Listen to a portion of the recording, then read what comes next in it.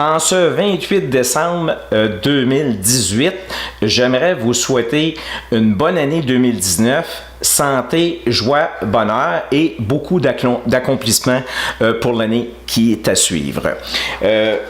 Ici, j'aime bien mentionner que la philosophie que j'aime bien au point de vue du travail et de la vie personnelle, c'est qu'on n'est jamais accompli.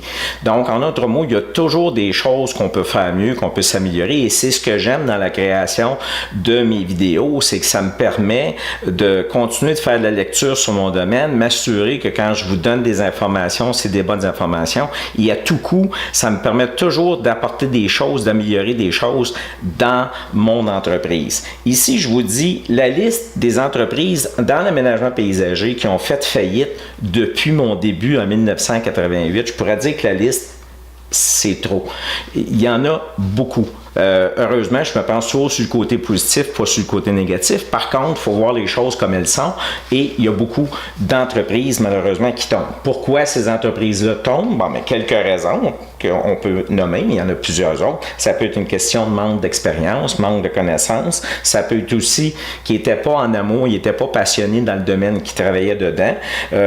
Ça peut être une question de finance, ça peut être une question de formation, ça peut être qu'ils utilisaient l'entreprise au point de vue criminel, mauvais marketing, mauvaise publicité et plus, les raisons peuvent être très longues. Ici, j'ai un petit quiz. La question est la suivante.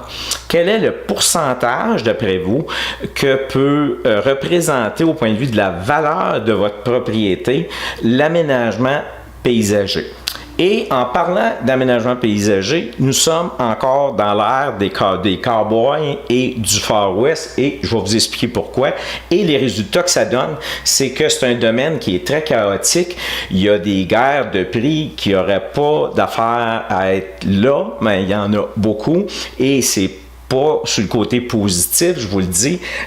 Travaux aussi qui sont, de ce qu'on voit, de très moindre qualité et même pour plusieurs mal faites. Je ne dis pas ici qu'il n'y a pas des bons entrepreneurs. Il y en a. Par contre, vous allez voir, c'est un domaine que vous êtes plus laissé à vous-même. Et en plus, vous, aujourd'hui, si vous décidez d'être un paysagiste, il n'y a aucun problème, ni sur le côté de la municipalité, ni le côté provincial, ni le fédéral ou autre, qui va vous empêcher de pouvoir devenir entrepreneur en aménagement paysager. Donc, vous pouvez comprendre un peu pourquoi j'ai fait une vidéo là-dessus. Donc, peu importe la valeur des contrats, que ce soit 1 000 $, 10 000, 50 000, 100 000 ou plus, ainsi que des dépôts qui seraient petits, moyens, beaucoup de dépôts, beaucoup d'argent que vous donneriez sur les contrats, il n'y a rien en tant que tel qui protège les consommateurs au point de vue de la qualification, au point de vue des compétences et autres. Ici, la Régie du bâtiment du Québec, la RBQ, qu'on entend souvent parler, c'est elle qui est responsable de qualifier, de voir à la compétence des entrepreneurs spécialisés ou générales. C'est elle qui s'occupe d'émettre les licences professionnelles, comme la licence, comme dans mon cas, j'ai la licence d'entrepreneur général et quelques spécialités sur ma licence. Aussi, la RBQ est responsable de voir à la sécurité sur les chantiers, à voir à la sécurité des bâtiments durant la construction et pour l'utilisation aussi des bâtiments, que ça soit sécure.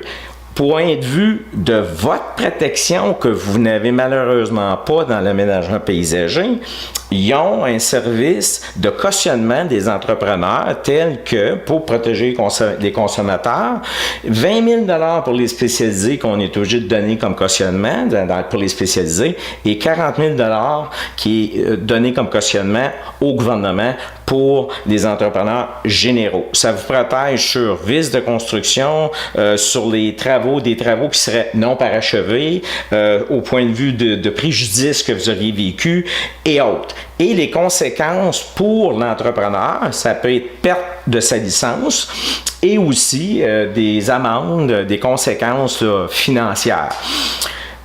Donc, au point de vue aussi de la main-d'œuvre dans le domaine, qui touche peut-être un petit peu moins le côté résidentiel, ça, il faut que je le précise, mais n'empêche, qui touche au point de vue de la formation, c'est la Commission de la Constitution du Québec. Donc, c'est elle qui s'occupe des relations de travail et c'est elle aussi qui s'occupe de la gestion de la main-d'œuvre puis qui s'occupe de la compétence dans le domaine des métiers. Donc, en d'autres mots, la formation professionnelle, c'est elle qui s'occupe de ça. Comme je mentionne, touche un peu moins le résidentiel, mais n'empêche que des entrepreneurs comme moi, on est habitué de travailler avec certaines institutions telles que ces deux-là ici. Donc, la protection pour les consommateurs, il ne vous reste plus grand-chose. On peut dire qu'il vous resterait, mettons, la règle de l'art, mais la règle de l'art n'est pas des lois spécifiques écrites. Ce que ça signifie qu'on y va selon justement ce qui existe dans le domaine au point de vue de normes, du même travail qu'on va accomplir chez vous, tel aussi les demandes des fabricants ou les instructions des fabricants de produits de comment installer leurs produits. Ça fait partie de la règle de l'art. Donc, le minimum, on doit aller au moins au minimum, suivre les normes, on peut aller plus haut, et suivre les informations, comme je dis, des directives qu'on a qui seraient pertinentes dans le domaine de l'aménagement paysager. Au point de vue aussi des gouvernements, comme je dis, ils ne peuvent pas vous aider beaucoup là-dessus. Vous pouvez aller voir mes vidéos que je parle, comme je vous dis, au point de vue de loi, tout ça, de code, etc.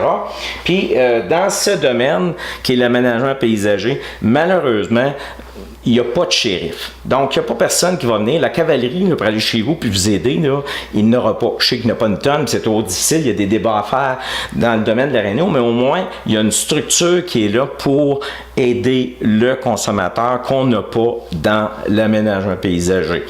Ça fait longtemps que ça se parle, que ça serait censé tomber avec la régie, tout ça, mais ça s'est pas fait. Puis on voit pas que ça va se faire dans les temps qui vont être rapprochés. Donc, le pourcentage pour l'aménagement paysager, la valeur de votre propriété, la partie de paysagement, donc votre terrain, peut être calculé pour 20 à 30% de la valeur de votre propriété. Donc, c'est pas à négliger. On parle de beaucoup. Vous parlez quasiment d'un quart de toute la valeur de votre propriété. C'est important. C'est la première chose qu'on voit quand on voit une maison, quand on voit votre maison. Donc, pour au moins minimum conserver votre valeur ou même l'augmenter, c'est un métier, c'est un domaine qui est très important. Et faites-moi signe, je peux vous aider, vous allez être en toute sécurité, entrepreneur licencié et aussi garantie éprouvée et autres qui sont là pour vous protéger. Merci.